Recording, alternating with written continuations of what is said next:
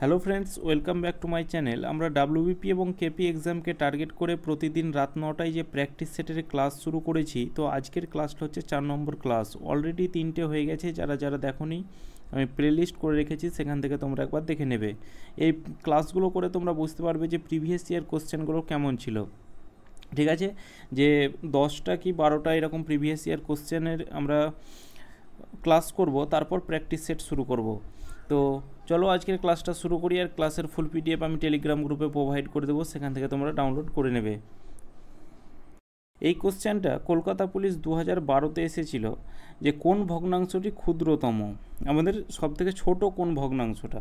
তাহলে এখানে প্রথমে আমরা লক্ষ্য করব কি এই হর সংখ্যাগুলোকে, যেমন এই সংখ্যা কি আছে 25, 11, 169, আলাদা আলাদা সংখ্যা আছে, আমাদের লসাগু করে অনেক কঠিন হয়ে যাবে।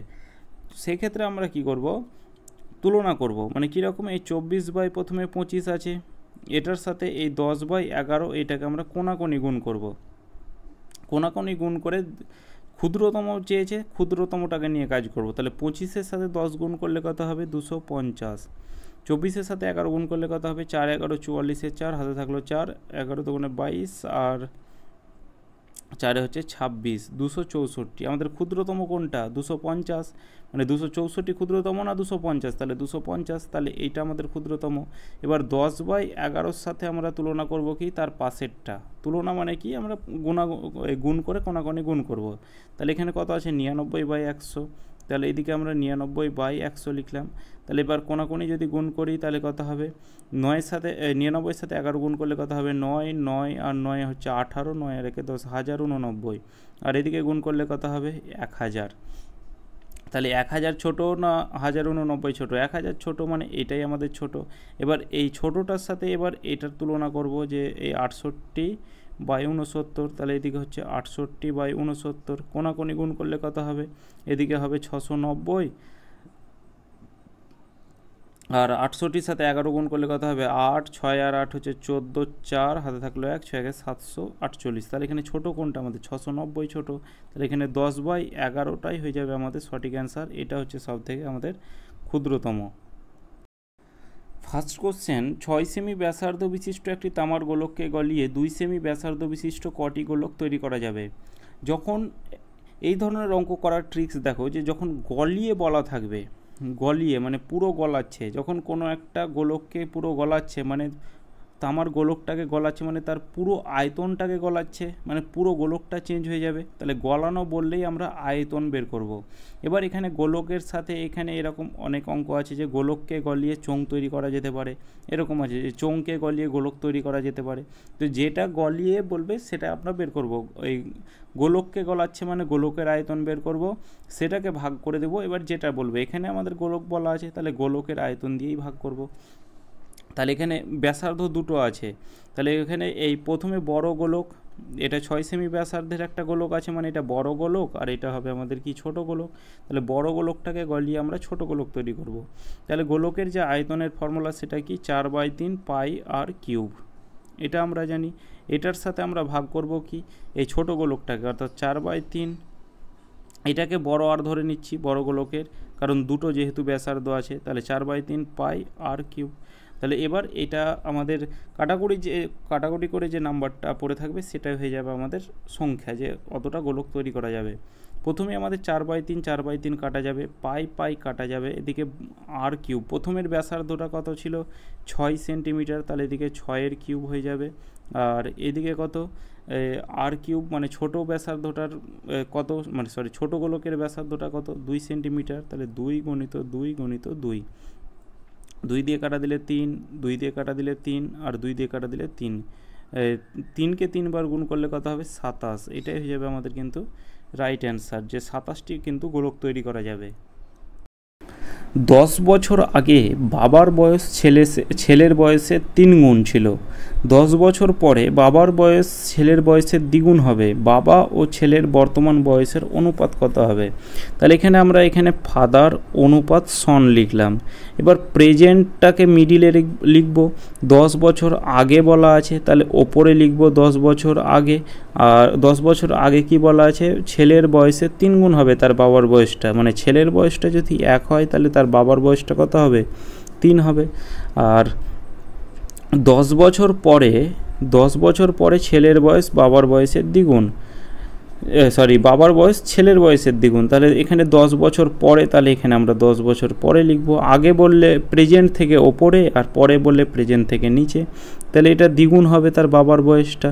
এবার এখানে আমাদের এই তুলনাটা আমাদের সমান করতে হবে, যে 3 থেকে 2 বাদ দিলে 1, 1 থেকে 1 বাদ দিলে 0, এই দুটোর আমাদের ডিফারেন্স কিন্তু সমান রাখতে হবে। সমান কি করে করব? এই দুটোর ডিফারেন্স ওপরের দুটোর সাথে গুণ করব, আর ওপরের দুটোর ডিফারেন্স নিচের দুটোর সাথে গুণ করব। তাহলে 2 আর 1-এর ডিফারেন্স যদি এই দুটোর সাথে গুণ করি, তাহলে এই 2 আর 1-এর ডিফারেন্স কত? 1। এই 1কে 3 দিয়ে গুণ করলে 3ই হবে, আর 1কে 1 দিয়ে গুণ করলে 1ই হবে। এবার এই দুটোর ডিফারেন্স কত? 2। এই 2কে এই নিচে 2 দিয়ে গুণ করলে কত হবে? 4, আর এদিকে কত হবে? 2। ক্লিয়ার? এবার দেখো, এই প্রথমে 3 ছিল, এদিক থেকে প্রেজেন্টে আসতে তার 10 বছর লাগবে, এদিক থেকে এদিকে 10 বছর, মানে 3 থেকে এখান থেকে আমরা দেখছি 3 থেকে 4 হচ্ছে 1 ইউনিট পরে, আর এখানে 1 থেকে 2 হচ্ছে 1 ইউনিট পরে। তাহলে এই 1 ইউনিটের ভ্যালু কত বলা আছে? তাহলে এই 1 ইউনিটের ভ্যালু মানে এখান থেকে এখানে আসতে আমার লাগছে 1 ইউনিট, কিন্তু বছরের ক্ষেত্রে কত? এখান থেকে প্রেজেন্টে আসতে 10, আর 10 থেকে আবার এদিকে আসতে 10, 20, তাহলে এখানে আমাদের 20 বছর লাগছে। তাহলে 1 ইউনিটের ভ্যালু হচ্ছে 20 বছর। এবার আমাদের কি বলা আছে, যে ছেলের বর্তমান বয়স, বাবা ও ছেলের বর্তমান বয়সের অনুপাত কত? তাহলে এখানে এই তার বাবার বয়স কত? 3 ইউনিট। এখানে 10 বছর এই আগেরটা বের করছি আমরা, তাহলে 3 ইউনিট। তাহলে 3 ইউনিটের ভ্যালু কত হবে? 1 ইউনিটের ভ্যালু 20 হলে 3 ইউনিটের ভ্যালু হবে 3 20 60, মানে 3 × 20। আর ছেলের বয়স কত হবে? এই 1 ইউনিটের ভ্যালু 20, তাহলে এখানে আমাদের এই ছেলের অনুপাতটা 1 ইউনিটই আছে, তাহলে এখানে হবে 1 × 20। তাহলে তার বাবার বয়স কত হবে? 60, আর তার ছেলের বয়স কত হবে? 20। এবার এটা কি আমরা পেলাম? প্রেজেন্ট থেকে 10 বছর আগে পেয়েছি, তাহলে 10 বছর আগে তার বয়স এটা ছিল, তাহলে 10 বছর পরে তার কত বয়স হবে? তাহলে এখানে +10 করে দাও। 10 বছর আগে তার ছিল 60, আর তার ছেলের ছিল কত? 20, তাহলে 10 বছর পরে তার কত হবে? তার বাবার হবে 70, আর তার ছেলের হবে 30। এবার আমাদের কি চেয়েছে? তাদের বয়সের অনুপাত চেয়েছে। তাহলে অনুপাতে কি হয়? এই 0 0 কাটা যাবে, কমন যেটা থাকবে, তাহলে এদিকে 7:3, এটা হয়ে যাবে আমাদের সঠিক অ্যান্সার, যে তার বাবার ও ছেলের বর্তমান বয়সের অনুপাত। আমরা সেকেন্ড যে অঙ্কটা করলাম, সেই অঙ্কটা আর এই অঙ্কটা একই। আগেরটা আমাদের কি চেয়েছিল? ক্ষুদ্রতম, আর এটা চেয়েছে আমাদের বৃহত্তম। ওই কলকাতা পুলিশ 2012তেই এসেছিল, ঠিক আছে? এই টাইপেরই দুটো কোশ্চেন এসেছিল। এবার এইখানেও আমাদের এই তলার যেগুলো আছে সেগুলো অনেকটা বড় বড়, লসাগু অনেকটা কঠিন হয়ে যাবে। তো আমরা কি করব? কোনাগুনি গুণ করব। আগেরটা ক্ষুদ্রতম ধরে করছিলাম, এবার এটা বৃহত্তম ধরে। তাহলে 15/19 গণিত কত? 29/33। এটাকে যদি কোনাকুনি গুণ করি, তাহলে এখানে কত হবে? 29-এর সাথে যদি 19 গুণ করি, তাহলে এদিকে হবে 9 9 81, 1 হাতে থাকলো 8, 9 দুগুণে 18, 9কে 9, 18 আর 9 হচ্ছে 27, 27 আর 8 যোগ করলে কত হবে? 35-এর 5 হাতে থাকলো 3, 2-কে 2 আর 3 হচ্ছে 5, 551। তাহলে এদিকে হলে কত? এদিকে হলো আমাদের 551। এবার এই কোনাকুনি যদি গুণ করি, তাহলে 15-র সাথে 33 যদি গুণ করি, তাহলে কত হবে? 3 15 45-এর 5 হাতে থাকলো 4, 3 15 45 আর 4 হচ্ছে 49, 495। তাহলে এখানে আমাদের বৃহত্তম সংখ্যা কোনটা? 551, তাহলে এটা আমাদের বৃহত্তম। এবার এটার সাথে এবার তার পরেরটা তুলনা করব, তাহলে 29/33 গণিত হচ্ছে কত? 13/17।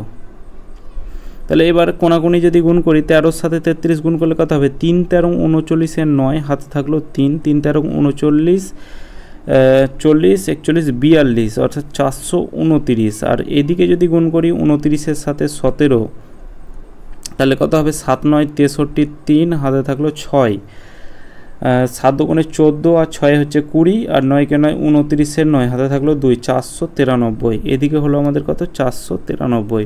তাহলে আমাদের এটা বড় না এটা বড়? তাহলে 493 বড়, তাহলে 29/33। তাহলে এটার সাথে এবার তার পরের সংখ্যাটা তুলনা করব। তার পরের সংখ্যাটা কত আছে? তাহলে এদিকে হচ্ছে 29/33 গণিত কত? 3/7। এই 33-এর সাথে 3 গুণ করলে কত হবে, 33-এর সাথে 3 গুণ করলে হবে আমাদের 99, আর এদিকে গুণ করলে কত হবে 7 9 63, 3 হাতে থাকলো 6, মানে এই কোনাকুনি আমরা গুণ করব, তাহলে 7 9 63, 3 হাতে থাকলো 6, 7 গুণে 14 আর 6 হচ্ছে 20, তাহলে এটা আমাদের বড়, 99 থেকে অবভিয়াসলি বড়, তাহলে এখানে আমরা প্রতিটাতেই এই 29/33 বড় পেয়েছি, সুতরাং এইটাই হয়ে যাবে আমাদের বৃহত্তম। 0.5%কে দশমিকে পরিণত করলে তার মান কত হবে, তাহলে 0.5% উঠে কি হয়, তলায় 100 হয়, ঠিক আছে, পার্সেন্ট উঠে তলায় 100 হয়, এটা আমরা জানি। এবার নিচে দুটো শূন্য আছে, তাহলে ওপরে কি হবে, 2 ঘর আগে দশমিক হয়ে যাবে, তাহলে এর আগে তো একটা দশমিক আছে, তা এটাকে তোমরা এভাবে বুঝতে পারবে, তোমরা জানো কি নিচে যদি দুটো শূন্য থাকে তাহলে ওপরে 2 ঘর আগে দশমিক যাবে, নিচে একের পর 3টে শূন্য থাকলে ওপরে 3 ঘর আগে দশমিক যাবে, এইটা আমরা জানি। এবার দেখো 0.5% উঠে কি হয়, তলায় 100 হয়, এই দশমিকটা উঠাতে গেলে কি করতে হয়, নিচে আবার একটা শূন্য দিয়ে গুণ করে দিলাম, তাহলে ওপরে 5, তলায় হচ্ছে কত 1000। এবার কি হলো, নিচে একের পর 3টে শূন্য আছে, তাহলে ওপরে কি হবে, 3 ঘর আগে দশমিক যাবে, তাহলে এখানে 3 ঘর আগে দশমিক নিতে গেলে কি করতে হবে, তাহলে এদিকে দুটো শূন্য আমরা যোগ করব, এদিকে 0.005, অর্থাৎ দশমিকের পরে 3টে সংখ্যা হয়ে গেল, নিচে একের পর 3টে শূন্য ছিল, তাহলে ওপরে কি হবে, দশমিকের পর 3টে সংখ্যা হয়ে যাবে, তাহলে অপশন যেটা আমাদের অপশন এ হয়ে যাবে রাইট অ্যান্সার। 630টি জিনিস এক্স ওয়াই এবং জেডের মধ্যে এমনভাবে ভাগ করে দেওয়া হলো যে এক্স ওয়াইয়ের থেকে 3 গুণ এবং ওয়াই জেডের থেকে 5 গুণ জিনিস পেল, এক্স কতগুলি জিনিস পেয়েছিল, এক্স ওয়াইয়ের থেকে 3 গুণ, ওয়াই জেডের থেকে, তাহলে 3 জন আছে এক্স ওয়াই এবং জেড, ওয়াই পেয়েছিল জেডের থেকে 5 গুণ জিনিস, তাহলে জেড যদি এক্স পায় তাহলে ওয়াই কত পাবে, 5x পাবে। এবার এক্স পেয়েছে ওয়াইয়ের থেকে 3 গুণ, মানে এই অঙ্কগুলো আমাদের শেষ দিক থেকে করতে হবে। এবার এক্স পেয়েছে কি, ওয়াইয়ের 3 গুণ, ওয়াই পেয়েছে 5x, এর 3 গুণ হবে 3 5 15x, তাহলে এক্স পেয়েছে 15x, তাহলে এটা আমরা পেয়ে গেলাম 15 5x। এবার টোটাল কত, 630টি জিনিস, আর এখানে আমরা টোটাল কত, 5 আর 5 যোগ করলে 20, মানে 5x আর 5x যোগ করলে কত হয় 20x, আর একটা x যোগ করলে 21x, তাহলে এখানে আমরা পেলাম কত, 21x জিনিস, কিন্তু এখানে বলা আছে 630টি, তাহলে 21x এর ভ্যালু কত পেলাম, 630, তাহলে x এর ভ্যালু কত পেলাম, 21 দিয়ে এটা কাটা দিলে কত হবে 3, অর্থাৎ এদিকে একটা শূন্য আছে 30, তাহলে x এর ভ্যালু কত পেলাম, 30 পেলাম। এবার x কতগুলি জিনিস পেয়েছিল, তাহলে x পেয়েছিল 15xটি, তাহলে 15 ইন্টু x এর ভ্যালু কত, x এর ভ্যালু হচ্ছে 30, তাহলে এদিকে গণিত 30, তাহলে 3 15 45, অর্থাৎ 450টি x কিন্তু জিনিস পেয়েছিল। এখানে y জিজ্ঞেস করলে কি করতাম, তাহলে এখানে একই রকমভাবে 5 ইন্টু x এর মান বের করতাম, অর্থাৎ 30, 3 5 15, অর্থাৎ 150টি, আর এক্স জেড পেয়েছে কতটা, 30টা x এর ভ্যালু, তাহলে এখানে আমাদের রাইট অ্যান্সার হয়ে যাবে 450। এরপর পরবর্তী প্রশ্ন 3, 10 টু দি পাওয়ার এটা 5, 10 টু দি পাওয়ার 5, 4, আর এটা হচ্ছে 3, 10 টু দি পাওয়ার 3, আর এদিকে স্কোয়ার, এটা 2012তে এসেছিল যে 3 গণিত। এবার 10কে 5 বার যখন গুণ করব, 10কে 5 বার গুণ করব মানে কি, একের পর 5টা শূন্য হয়ে যাবে, তাহলে এদিকে একের পর কত হবে, 5টা শূন্য, তাহলে এদিকে 3 1 3, আর এদিকে হচ্ছে 5টা শূন্য। এবার হচ্ছে 4, তারপরে যোগ চিহ্ন আছে, এবার 4, 10কে 3 বার গুণ করলে কত হবে, 10কে 3 বার গুণ করলে হবে 10-এর পরে 3টা শূন্য, তাহলে এদিকে হবে কত, 4000, যোগ চিহ্ন 7 টু দি পাওয়ার স্কোয়ার, তাহলে এখানে 10কে 2 বার গুণ করলে কত হবে, 2 বার গুণ করছি মানে দুটো শূন্য, তাহলে এদিকে হচ্ছে কত, 700, যোগ চিহ্ন কত, 5, এটাকে এবার আমাদের যোগ করতে হবে, তাহলে এদিকে হচ্ছে 3 1 2 3 4 5, আর এদিকে হচ্ছে 4000, এদিকে 700, আর এদিকে 5, তাহলে এদিকে কত হবে, 5 0 7 4 0 3, 3 0 4 7, 3 0 4 7 0 5, অপশন সি। একটি আয়তক্ষেত্রের প্রস্থ 5 সেন্টিমিটার এবং কর্ণ 13 সেন্টিমিটার হলে ক্ষেত্রটির পরিসীমা কত হবে, তাহলে আয়তক্ষেত্রের এই কর্ণের ফর্মুলা হচ্ছে যে রুট দৈর্ঘ্য স্কোয়ার প্লাস প্রস্থ স্কোয়ার। আয়তক্ষেত্রের প্রস্থ বলা আছে এত, কর্ণের ফর্মুলা কি বললাম, দৈর্ঘ্য স্কোয়ার প্লাস প্রস্থ স্কোয়ার, এটা ইকুয়াল টু কর্ণ, আর কর্ণ বলা আছে কত 13 সেন্টিমিটার।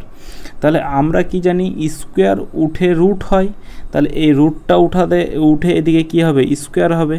এটা আমরা জানি যে কি, যদি এখানে আমাদের রুটটা দেওয়া না থাকতো, এখানে স্কোয়ার দেওয়া থাকতো, তাহলে এদিকে উঠে গেল স্কোয়ার, এদিকে উঠে হয় কি রুট, তাহলে এখানে রুটটাকে আমি কেটে এদিকে করে দিলাম স্কোয়ার। প্রস্থ বলা আছে 5 সেন্টিমিটার, তাহলে এই লেন্থ মানে দৈর্ঘ্য, ব্রেথ মানে হচ্ছে প্রস্থ, তাহলে এখানে দৈর্ঘ্য স্কোয়ার প্লাস প্রস্থ 5-এর স্কোয়ার বলা আছে, আর এইদিকে আমরা কত পেলাম 13 স্কোয়ার, তাহলে এদিকে হচ্ছে কত এল স্কোয়ার ইকুয়াল টু 5-এর স্কোয়ার কত 25, এটা ইকুয়াল টু 13-র স্কোয়ার হচ্ছে 169।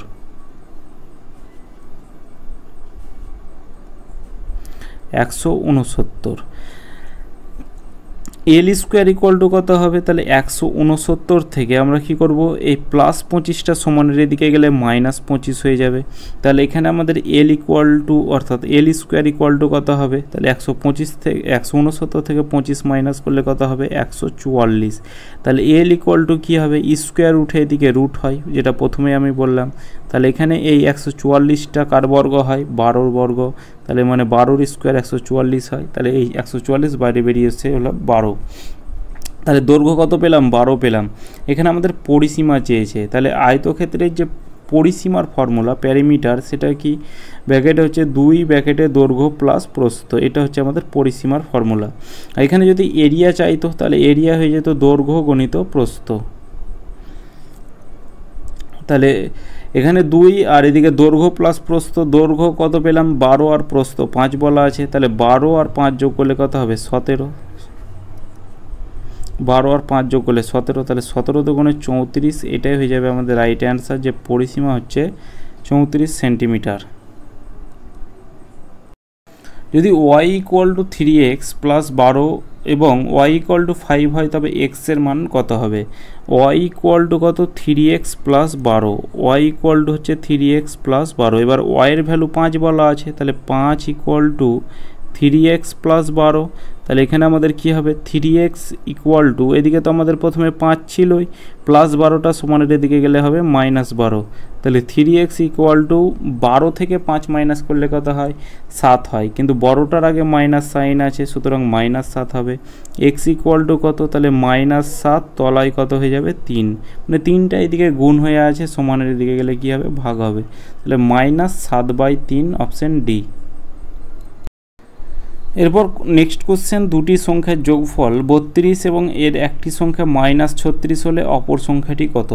দুটি সংখ্যার যোগফল ধরে নিলাম, দুটি সংখ্যা কি এক্স একটা ওয়াই, তো একটা সংখ্যা আমাদের বলাই আছে -36, তাহলে আরেকটা সংখ্যাকে এক্স ধরলাম, আর আরেকটা সংখ্যা কত বলা আছে -36, তাহলে এখানে আমরা -36 লিখলাম, এটা ইকুয়াল টু কত, এটার যোগফল বলা আছে কত 32, তাহলে এদিকে আমাদের এই প্লাস আর মাইনাসে কী হবে মাইনাস হবে, তাহলে x -36 ইকুয়াল টু হচ্ছে 32, তাহলে x ইকুয়াল টু কত হবে 32 আছে, -36টা সমানের এদিকে +36, তাহলে 6 আর 2 যোগ করলে 8, আর 3 আর 3 যোগ করলে 6, 68, তাহলে x এর ভ্যালু কত হবে, মানে যেটা অপর সংখ্যাটাকে আমি x ধরেছিলাম, আর x এর ভ্যালু আমরা পেলাম 68। একটি নম্বরকে যদি প্রথমে 10% কমিয়ে তারপর 10% বাড়ানো হয়, তবে নম্বরটি কী হবে। তাহলে প্রথমে পার্সেন্টেজের অঙ্ক সবসময় 100 থাকে, তাহলে পুরো সংখ্যাটা হচ্ছে আমাদের 100, মানে প্রথমে সংখ্যাটা ছিল 100, এবার 10% কমানো হলো, 100 থেকে 10% কমানো হলো মানে 90 হলো, এবার 90-এর আবার কি হলো 10% বাড়ানো হলো, অর্থাৎ 110/100, তাহলে এদিকে একটা শূন্য কাটা গেল, তাহলে 9 11 99 হলো, তাহলে সংখ্যাটি তবে নম্বরটি কি হবে, প্রথমে 100 ছিল এখন হলো 99, কি হলো আমাদের 1 কমলো। এবার পার্সেন্টেজ থেকে কমা মানে আমাদের পার্সেন্টেজে কমা, আমাদের 100 থেকে কমা মানে হচ্ছে আমাদের পার্সেন্টেজে কমা, 100 থেকে বাড়তো যদি, তাহলে সেটা হতো আমাদের পার্সেন্টেজে বাড়া, তাহলে এখানে আমাদের কি, এখানে 100 ছিল 99 হলো, মানে 100 থেকে কমেছে মানে আমাদের 1% কমেছে। এটার আরেকটা ফর্মুলা তোমরা লিখে রাখতে পারো যে x plus y plus x y by 100, এই ফর্মুলাও তোমরা অ্যাপ্লাই করতে পারো। এই ফর্মুলাতেও অ্যান্সারটা হয়ে যাবে। তাহলে এক্স প্লাস ওয়াই প্রথমে 10% কমাচ্ছে, তাহলে -10, তারপর 10% বাড়াচ্ছে মানে +10। এবার এই প্লাসে মাইনাসে মাইনাস হয়ে যাবে, অর্থাৎ 10 10 100 তলায় 100, +10 -10 কাটা যাবে, এদিকে 100 100 কাটা যাবে, শুধু 1 পড়ে থাকবে। তাহলে এদিকে হচ্ছে -1%, মাইনাসে এসেছে মানে সেটা আমাদের কমেছে। একটি ত্রিভুজের বাহুগুলির অনুপাত 7:9:12 যদি সবচেয়ে বড় বাহু এবং সবচেয়ে ছোট বাহুর অন্তর 15 সেন্টিমিটার হয়, তবে সবচেয়ে বড় বাহুর দৈর্ঘ্য কত? তাহলে সংখ্যাগুলিকে ধরে নিলাম, একটাকে 7x, একটাকে কত, একটাকে 9x, আর একটাকে হচ্ছে 12x। এবার এখানে আমাদের কি বলা আছে, সব থেকে বড় বাহু আর সব থেকে ছোট বাহু। তাহলে বড় আর ছোটোর অন্তর 15 বলা আছে। এখানে আমরা দেখব সব থেকে বড় বাহু হচ্ছে 12x আর সব থেকে ছোট বাহু হচ্ছে 7x। এই দুটোর অন্তর কত? এই দুটোর অন্তর হচ্ছে 5x, কিন্তু এখানে বলা আছে না ভাই অন্তর 15। অন্তর মানে কি? পার্থক্য। তাহলে এখানে বলা আছে কত? 15। তাহলে 5x এর ভ্যালু হচ্ছে কত? 15। তাহলে x এর ভ্যালু কত? x এর ভ্যালু হচ্ছে 3।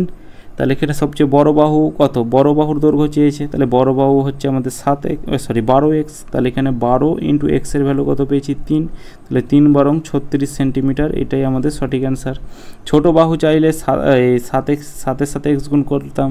যদি মাঝের বাহু চাইতো তাহলে এখানে 9-এর সাথে x গুণ করতাম। দুটি সংখ্যার যোগফল 45 এবং সংখ্যা দুটির বিয়োগফল তাদের যোগফলের 1/9 অংশ, সংখ্যা দুটির লসাগু কত? তাহলে দুটি সংখ্যা আমরা জানি না, একটাকে x ধরলাম আর একটাকে y ধরলাম। এবার যোগফল বলা আছে, তাহলে x + y = কত? 45। আর বিয়োগফল কত? অর্থাৎ x - y = যোগফল কত? আমাদের যোগফল বলা আছে 45। ওই যোগফলের 1/9 অংশ, 1/9 অংশ বিয়োগফল কত হবে? এই সংখ্যা দুটির বিয়োগফল সমান কি? ওই যোগফল আমাদের কত? 45। 45-এর 1/9 অংশ, এটা দিলে 5 9 45। তাহলে এদিকে আমাদের বিয়োগফল হচ্ছে কত? 5। এটাকে আমরা যোগভাগ অ্যাপ্লাই করব। এখানে এর আগে x আছে, x এর আগে প্লাস আছে, এদিকে x এর আগে প্লাস আছে, তাহলে x আর x যোগ করলে কত হবে? 2x। Plus y minus y কাটা যাবে, আর এদিকে কত হবে? 45 আর 5 যোগ করলে হবে 50। তাহলে x = কত? 25। 50-কে 2 দিয়ে ভাগ করলাম। তাহলে এবার একটা যে কোনো একটা মান নিয়ে নাও। তাহলে x + y = 45 নিলাম। এবার আমাদের x এর ভ্যালু 25 বলা আছে, তাহলে এখানে 25 + y = কত? 45। y = কত হবে? 45 থেকে 25 মাইনাস করে দেব, তাহলে কত হবে? 20। তাহলে y এর ভ্যালু কত পেলাম? 20। এবার এখানে আমাদের বলা আছে সংখ্যা দুটির লসাগু। তাহলে সংখ্যা দুটি কি পেলাম? একটা 25 পেলাম, আর একটা কত পেলাম? আর একটা পেলাম 20। এবার এই দুটোর লসাগু, তাহলে লসাগু কী করে বের করব? এই সংখ্যা দুটিকে ভেঙে দাও, অর্থাৎ একটাকে ভাঙলাম 5 × 5, একটাকে ভাঙলাম 5 × 4। দুটোর মধ্যে কি কমন আছে? এই একটা করে 5 কমন আছে, তাহলে দুটোর মধ্যে 5 কমন আছে, তাহলে একটা 5 নিলাম। কি কমন নেই? এদিকে 5 কমন নেই, এদিকে 4 কমন নেই, তাহলে যেটা কমন নেই সেটাকেও লিখব। তাহলে 5 5 25, 4 25 100, তাহলে 100 হয়ে যাবে আমাদের লসাগু। এরপর পরবর্তী প্রশ্ন, যে একটি গাড়ি 30 কিলোমিটার প্রতি ঘন্টা বেগে 1 কিলোমিটার যায়, পরের 1 কিলোমিটার যায় 40 কিলোমিটার/ঘন্টা বেগে, তাহলে 2 কিমির জন্য গাড়িটির গড় গতিবেগ কত? তাহলে আমরা কি জানি, দূরত্ব যদি কনস্ট্যান্ট হয় তাহলে এই ফর্মুলা হয় যে 2xy বাই হচ্ছে কি x + y। যদি দূরত্ব আমাদের কনস্ট্যান্ট হয় মানে কি, দূরত্ব যদি সমান হয়। তো এখানে তো আমাদের দূরত্ব সমান, এই গতিবেগে যাচ্ছে কিন্তু দূরত্ব যাচ্ছে 1 কিলোমিটার, এই গতিবেগে যাচ্ছে কিন্তু দূরত্ব যাচ্ছে 1 কিলোমিটার, তাহলে আমাদের দূরত্ব সমানই আছে। তাহলে এখানে 2 × x, অর্থাৎ দুটোর গতিবেগ একটা 30 আর একটা হচ্ছে কত? 40 কিলোমিটার/ঘন্টা। আর যোগ, অর্থাৎ 30 আর 40 যোগ করলে কত হয়? 70। তাহলে এদিকে একটা 0 0 কাটা গেল, তাহলে এদিকে 3 4 12, 12 × 24, 240 তলায় 7। এবার 7 এটাকে যদি আমি ভাগ করে নিই, এটাকে আমাদের পূর্ণতে আনতে হবে। তাহলে এখানে 3 7 21, 3 0 4 7 28, এদিকে ভাগশেষ 2 থাকছে, তাহলে ওপরে কত? 2 তলায় 7, 34 পূর্ণ 2/7। এরপর পরবর্তী প্রশ্ন, যে একটি ঘড়ি প্রতি ঘন্টায় 5 সেকেন্ড করে স্লো হয়ে যায়, প্রতি ঘন্টায় মানে 1 ঘন্টায় 5 সেকেন্ড করে স্লো হয়ে যায়। যদি রবিবার দুপুরে অর্থাৎ 12টার সময় ঘড়িটির সময় ঠিক করে দেওয়া হয় তবে সোমবার দুপুরে ঘড়িটির কি সময় দেখাবে। তাহলে রবিবার একটাকে সানডে আর এটাকে মনডে ধরলাম। তাহলে সানডে দুপুর 12টা থেকে অর্থাৎ এই দুপুর 12টা PM থেকে সোমবার দুপুর 12টা PM, তাহলে এই 24 ঘন্টা হবে। 24 ঘন্টা মানে এই সোমবার কিন্তু 12টা PM দেখাবে না দুপুরে, ঘড়িটির কি সময় দেখাবে, যে এই সোমবার দুপুরে ঘড়িটির কি সময় দেখাবে, 12 PM কি দেখাবে, দেখাবে না। কারণটা কি, আমাদের 5 সেকেন্ড করে কিন্তু স্লো হয়ে যাচ্ছে। তাহলে এখানে 12টা থেকে এই 12টাতে টাইমটা কত, 24 ঘন্টার টাইম। এই 24 ঘন্টায় কতটা স্লো হয়েছে সেটা আমরা বের করব। তাহলে এখান থেকে তোমরা অপশান থেকেও করতে পারো যে এখানে আমাদের এই সোমবার দুপুর কটায় মানে কি সময় দেখাবে সেটা বের করেছে। তাহলে এই সোমবার 12টায় কি টাইম দেখাবে না, কারণ এটা আমাদের যেহেতু 5 সেকেন্ড করে স্লো চলছে, ঠিক আছে। তাহলে এখানে 12টার একটু কম দেখাবে, এটা 12টা 2 অর্থাৎ 12টার বেশি দেখাচ্ছে, এটাও তো হবে না। আর এটা 11টা 58 PM দেখাচ্ছে, PM মানে কি রাত হয়, তাহলে এটা রাত হবে না, আমাদের 11টা 58 মানে সকালে হবে, সকাল 11টা 58 দিকে হবে, কারণ 12টার আগে দেখাবে, আগে মানে AM এ। তাহলে 24 ঘন্টা টাইম, এটা এবার বেসিকটা দেখো যে 12 ঘন্টা থেকে এই সোমবার 12টায় মানে সে 24 ঘন্টা চলছে, কিন্তু এখানে আমাদের টাইম বলা আছে 5 সেকেন্ড করে 16। তাহলে 1 ঘন্টায় কতটা স্লো, 5 সেকেন্ড স্লো, ঠিক আছে, 5 সেকেন্ড স্লো। তাহলে এখানে 24 ঘন্টায় কতটা স্লো হবে, তাহলে 24 ঘন্টাতে বের করে নাও। তাহলে 24 ঘন্টায় স্লো হবে এই 24 গণিত কত 5, 120 সেকেন্ড। 24 ঘন্টায় 120 সেকেন্ড স্লো হবে। 120 সেকেন্ড মানে কত, এই 60 সেকেন্ডে 1 মিনিট হয়, তাহলে 120 সেকেন্ডে কত হবে 2 মিনিট, অর্থাৎ 2 মিনিট স্লো হবে। তাহলে সোমবার কতক্ষণ দেখাবে, সোমবার দুপুর 12টা থেকে এবার 2 মিনিট মাইনাস করে দাও, তাহলে 12টা PM থেকে 2 মিনিট আমাদের মাইনাস হয়ে যাবে, তাহলে 11টা হয়ে যাবে 58 AM, এটাই হয়ে যাবে আমাদের সঠিক অ্যান্সার। এরপর পরবর্তী কোশ্চেন, যে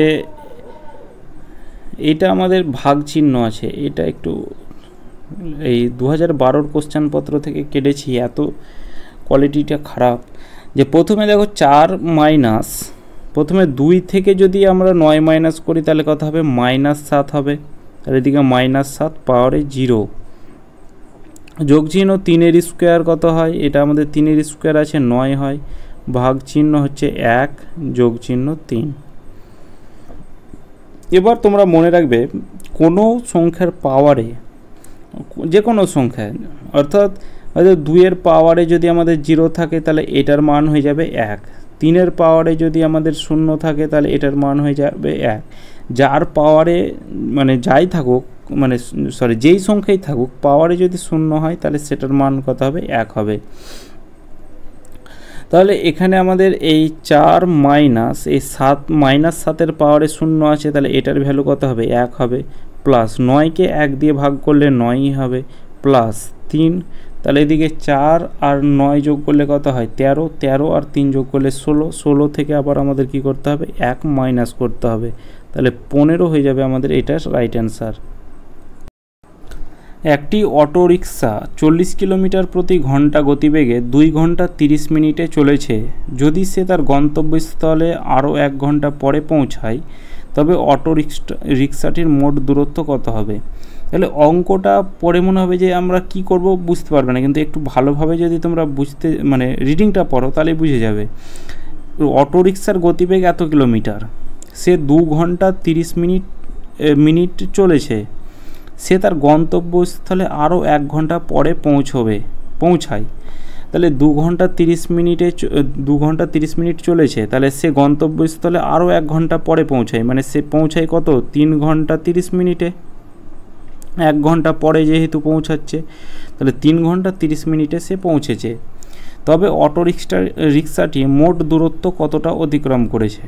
তাহলে অটোরিকশার গতিবেগ কিন্তু চেঞ্জ হয়নি, এই 40 কিলোমিটার প্রতি ঘন্টায় আছে, 40 কিলোমিটার প্রতি ঘন্টা এই গতিবেগেই আছে, আর সে পৌঁছেছে কত 3 ঘন্টা 30 মিনিটে।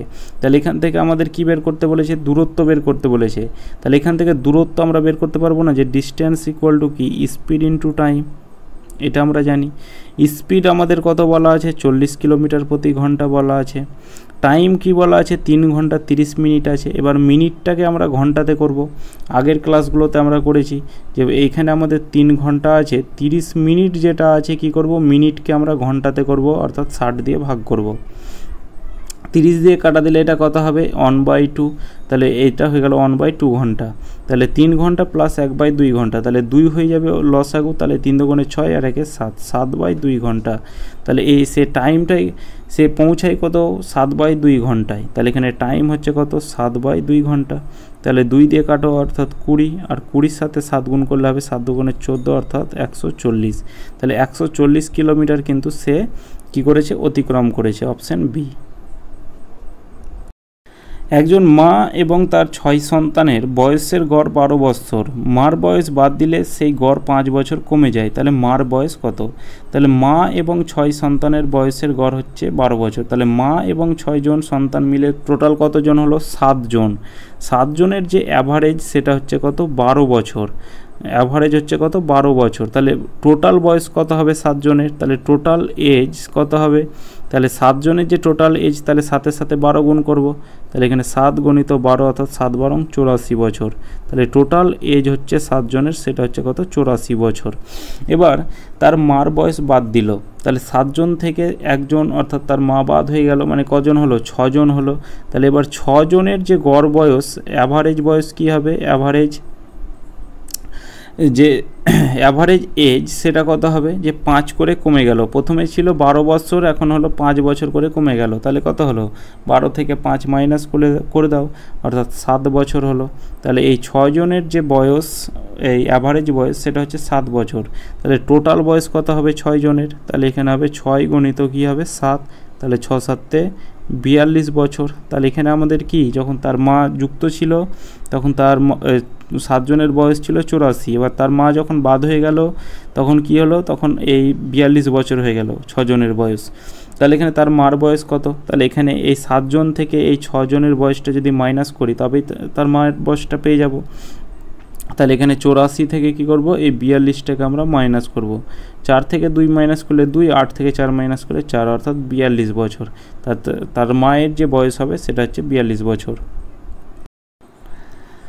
একজন লোকের কিছু মুরগি ও কয়েকটি গরু ছিল। এই অঙ্কটা আমরা প্রিভিয়াস ইয়ারে একবার কি দুবার পেয়েছি, যে 2 নম্বর ক্লাস কি 3 নম্বর ক্লাসে। এই জন্য প্রিভিয়াস ইয়ারকে সলভ অত্যন্ত জরুরি, কারণ এই কোশ্চেনগুলো কিন্তু রিপিট হয়। তাহলে একজন লোকের কিছু মুরগি ও কয়েকটি গরু ছিল। যদি তাদের মাথার মোট সংখ্যা 48 এবং পায়ের মোট সংখ্যা 140 হয়, তবে লোকটির কাছে কতগুলি মুরগি ছিল। তাহলে একদিকে লিখলাম মুরগি আর একদিকে লিখলাম গরু। তাদের মাথার সংখ্যা বলা আছে 48টি করে। তাহলে এখানে ধরে নিলাম যে মুরগিরও মাথার সংখ্যা 48টি আছে, গরুরও হচ্ছে 48টি। এবার পায়ের সংখ্যা বলা আছে মোট সংখ্যা 140। তাহলে এখানে এই মুরগির পা কত, 2টি করে, তাহলে এখানে 2 গুণ করলাম। গরুর পা কত, 4টি, তাহলে এখানে আমরা কি করব, 4 গুণ করব। তাহলে 8 4 × 80, তাহলে এদিকে হচ্ছে 96, আর এদিকে কত, 4 8 32, 2 হাতে থাকলো 3, 4 4 16, 192। তাহলে এর হচ্ছে কত, মুরগির পায়ের সংখ্যা হচ্ছে 96 আর গরুর হচ্ছে 192, আর মোট বলা আছে কত, 140। তাহলে মোটটাকে আমরা মাঝে রাখবো, কারণ এখানে আমরা অ্যালিগেশন মেথড ইউজ করব। তাহলে 192 থেকে 40 মাইনাস করলে কত হবে, তাহলে এদিকে হচ্ছে কত, 52, আর এদিকে 140 থেকে 96 যদি মাইনাস করি তাহলে এদিকে হচ্ছে কত, 4 144, সরি 4 140, হ্যাঁ 44। 4 দিয়ে কাটা দিলে 4 13 52, 4 দিয়ে কাটা দিলে 11।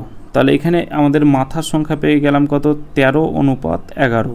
তাহলে এখানে 13:11 মানে টোটাল কত, এদিকে 20, 24, টোটাল হচ্ছে 24টি মাথার সংখ্যা, মানে 24 ইউনিট ধরতে পারি, কিন্তু এখানে বলা আছে 48টি। তাহলে 24 ইউনিটের ভ্যালু হচ্ছে কত, 48।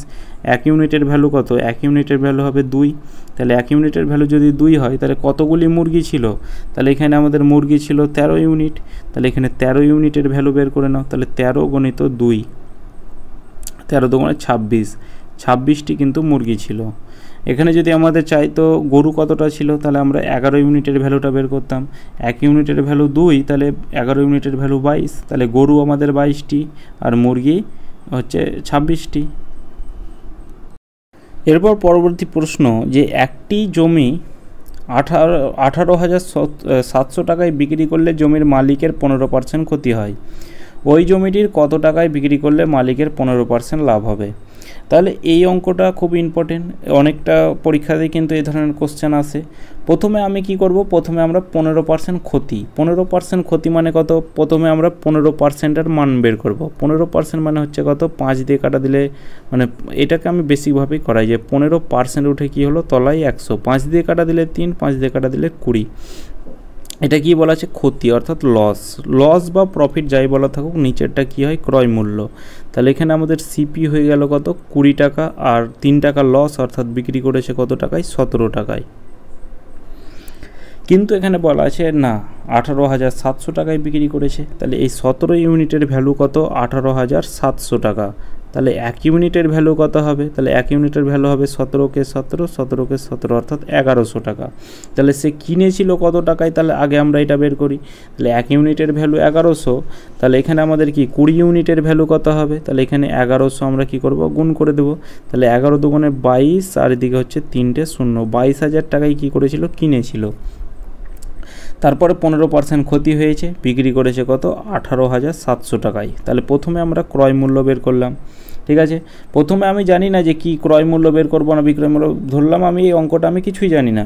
প্রথমে আমাদের এইটা জানি যে 15% মানে হচ্ছে তলারটা ক্রয় মূল্য, এই 3 টাকা লস হয়ে 17 টাকায় বিক্রি করেছে, কিন্তু এখানে বলা আছে এইটা বিক্রয় মূল্য। তাহলে এইটার ভ্যালু হচ্ছে এইটা, তাহলে 1 ইউনিটের ভ্যালু 1100, তাহলে কিনেছে নিশ্চয়ই 22,000 টাকায়, মানে 20 ইউনিটের ভ্যালুটা বের করলাম। তাহলে 22,000 টাকায় কিনেছে। এবার দেখো, এবার এখানে কি বলা আছে, 15% লাভ। 15% লাভ অর্থাৎ 15% মানে আমরা একটু আগেই দেখলাম 3/, কত 3/, হচ্ছে কত 20। এবার প্রফিট বলা আছে, তাহলে প্রফিট বলা থাকলে কি হয়, তাহলে এখানে এই ক্রয় মূল্যই হবে নিচেরটা। তাহলে ক্রয় মূল্য কত, ক্রয় মূল্য হচ্ছে 20 টাকা, 3 টাকা লাভ করে সে বিক্রি করবে, তাহলে মানে সে 23 টাকায় তাকে বিক্রি করতে হবে। এবার ক্রয় মূল্য কত পেলাম আমরা, 20 ইউনিট, আর এখানে আমরা পেয়েছি 22,000 টাকা। তাহলে এখানে 20 ইউনিটের ভ্যালুই কত, এই 20 ইউনিটের ভ্যালুই হচ্ছে কত, 22,000 টাকা। তাহলে এখানে আমরা এটাকে লিখলাম। তাহলে এদিকে একটা শূন্য কাটা গেল, 2 দিয়ে কাটা দিলে হবে 11 × 2 = 22, অর্থাৎ 1100 টাকা। তাহলে 1 ইউনিটের ভ্যালু কত পেলাম, 1 ইউনিটের ভ্যালু আমরা 1100 পেলাম। তাহলে সে কত টাকায় বিক্রি করবে, তাহলে এখানে আমরা 23 ইউনিট পেয়েছি। তাহলে 23 ইউনিটের ভ্যালু বের করে দাও। তাহলে এদিকে 23-এর সাথে 11 গুণ করলে কত হবে, 3, 3, 2, 5, আর এদিকে 2, আর এদিকে 2টো 0, অর্থাৎ 25,300 টাকা। এই 25,300 টাকা হয়ে যাবে কি, বিক্রয় মূল্য। এইভাবে আমাদের এই অঙ্কগুলো কিন্তু সলভ করতে হবে। একটি পাম্প একটি ট্যাঙ্কে 2 ঘন্টায় জলপূর্ণ করতে পারে। ট্যাঙ্কে একটি ফুটো থাকার জন্য সেটিকে পূর্ণ করতে পাম্পটির 2.1/3 ঘন্টা সময় লাগে। জলপূর্ণ ট্যাঙ্কটি কত সময় খালি করবে। ধরলাম একটা ট্যাঙ্ক আছে, এই ট্যাঙ্কটা 2 ঘন্টায় জলপূর্ণ করে। এবার আর একটা ট্যাঙ্কে ফুটো থাকার কারণে তাহলে সেটি পূর্ণ করতে এতক্ষণ সময় লাগছে, কিন্তু আমাদের বলা নাই যে শুধুমাত্র আলাদা একটা কোনো পাইপে সেটা ফুটো করছে, মানে ফুটো আছে, সেটা কিন্তু বলা নেই। কিন্তু আমাদের বলা আছে ফুটো থাকার কারণে এই A - B এরকম করে, মানে একটা নল, এই নল দিয়ে পূর্ণ হচ্ছে, আর B নল মাইনাস কেন লিখলাম, কারণ খালি হচ্ছে। খালি হওয়ার কারণে তাদের টাইমটা কত লাগছে, তাহলে এদিকে 3 × 2 = 6, আর 7/3 ঘন্টা টাইম লাগছে। এবার আমাদের এলসিএম নিয়ে নাও, এই 7 আর 2 এর লসাগু হবে, মানে এটাও আমাদেরও লব আছে, এটাও লব, তাহলে লব আর লব আমরা কি করব, এলসিএম করব। 7 আর 2 এর লসাগু হবে কত, 14, তাহলে 14কে 2 দিয়ে ভাগ করলে কত হবে 7, আর 7কে 2 দিয়ে ভাগ 14কে 7 দিয়ে ভাগ করলে কত হবে 2, আর তলার 3টা কী করবো গুণ করে দেবো, 3 দুগুণে 6। তাহলে এ নল পূর্ণ করছে 7 ইউনিট করে, তাহলে বি নল নিশ্চয়ই খালি করছে, এখানে তো বলাই আছে একটা ফুটো থাকার কারণে, তাহলে বি নল হচ্ছে খালি করছে। তাহলে কত ইউনিট করে খালি করছে যেন এটা আমাদের 6 হয়, তাহলে নিশ্চয়ই আমরা এখানে দেখছি 1 ইউনিট করে খালি করছে। এই 7 ইউনিট করে এ পূর্ণ করছে, 1 ইউনিট করে খালি করছে, তবেই তো এই দুটো নল মিলে 6 ইউনিট করে পূর্ণ করবে। তাহলে এখানে আমাদের যে ফুটো আছে সেই ফুটোটা দিয়ে 1 ইউনিট করে কিন্তু জল বেরিয়ে যাচ্ছে। তাহলে জলপূর্ণ ট্যাঙ্কটি কত সময় খালি হবে, তাহলে এখানে 14 ইউনিটের ট্যাঙ্কটা এই 1 ইউনিট করে খালি হয়ে যাচ্ছে, তাহলে 1 ইউনিট করে তার কতক্ষণ সময় লাগবে, 14 ঘন্টা সময় লাগবে, অপশান ডি। এরপর পরবর্তী প্রশ্ন যে এখানে √81 গণিত 3, এইভাবে এই সরলটা আমাদের বের করতে হবে। তাহলে এখানে √81 মানে 9 স্কোয়ার 81 হয়, 9 বর্গ, তাহলে 81টা বাইরে বেরিয়ে এসে কত হলো 9 হলো, গণিত 3 আছে মাইনাস 16, 4 স্কোয়ার 16 হয়, তাহলে এখানে 4 গণিত 4, এই নিচেও একই রকমভাবে 4 গণিত 4 মাইনাস 9 গণিত 3। তাহলে ওপরে কত হচ্ছে 3 9 27, 27 মাইনাস কত 16, আর এদিকে কত, এদিকে একই রকমভাবে 16 মাইনাস 27, তাহলে এই এদিকে হচ্ছে কত 4 আর 7 হচ্ছে 11, ওপরে 11 আর তলায় মাইনাস 11 হবে, যেহেতু বড়টার আগে মাইনাস সাইন আছে, তাহলে এই 11 11 কাটা গেলে 1 হবে, আর এদিকে একটা মাইনাস সাইন আছে, তাহলে -1, অপশান ডি। তো এটাই আমাদের শেষ কোশ্চেন ছিল আজকের ক্লাস। এতদূর পর্যন্ত কেমন লাগলো ক্লাসটা অবশ্যই কমেন্ট করে জানাবে। চলো দেখা হচ্ছে নেক্সট ক্লাসে।